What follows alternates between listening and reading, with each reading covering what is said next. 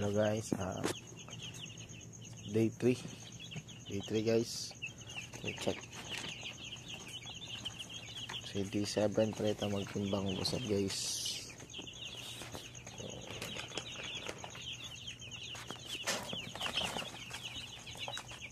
So far guys, wala pa namatay. Ito ang oras na karon guys ay alas 12:36 sa gabi. So bulit na kayo guys, bulit na tayo kung kamot o tanawa.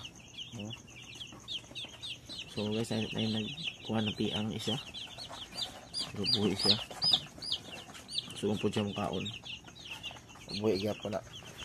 So nakatubi ta guys, nakatubi ta. So feeder dito guys. Salamat amping matanan, salamat.